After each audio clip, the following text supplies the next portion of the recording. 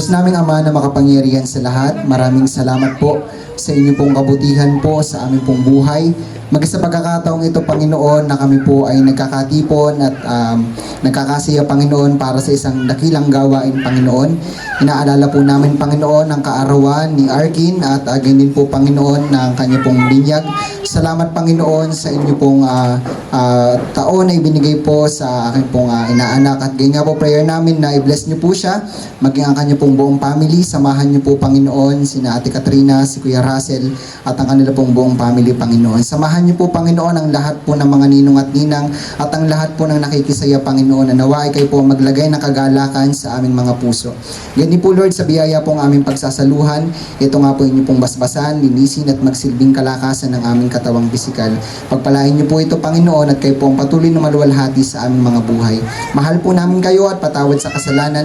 Dalangin po namin ang mga bagay nito sa pangalan ng aming Panginoong Jesus. Amen. Good morning sa lahat. Unang-una, nagpapasalamat ako sa taas kay Papa God na binigyan niya tayo ng magandang panahon, magandang okasyon para sa ating lahat, para sa binyag at first birthday ng aking anak na si Senji. Then, nagpapasalamat po ako sa mga ninong-ninang na kahit malayo, nakarating po kayo dito. Maraming salamat po. Doon din po sa mga kamag-anak ko po sa Santa Cruz, salamat po at nakapunta po kayo dito. Sa kamag-anak po namin din sa Luciana, kapitbahay, maraming salamat po. At unang-unang po sa lahat, salamat po kay Tatay Olan, kay Tita Dali na nagpunta po dito kahit malayo. Then especially po kay Nanay Belia na lagi pong tumutulong sa amin sa pag-aalaga po sa mga anak namin, sumusuporta. Maraming salamat po, Nanay Bel, sa lahat po. Ang gusto ko lang sabihin kay Arkin, sana lahat naman ng magulang gustong sabihin sa anak na sana paglaki mo, maging mabait na bata ka, mabait na tao sa kapwa mo, at may pananalig sa Diyos. Yun lang po. Salamat po. Ayan. So once again, palakpakan natin si Daddy!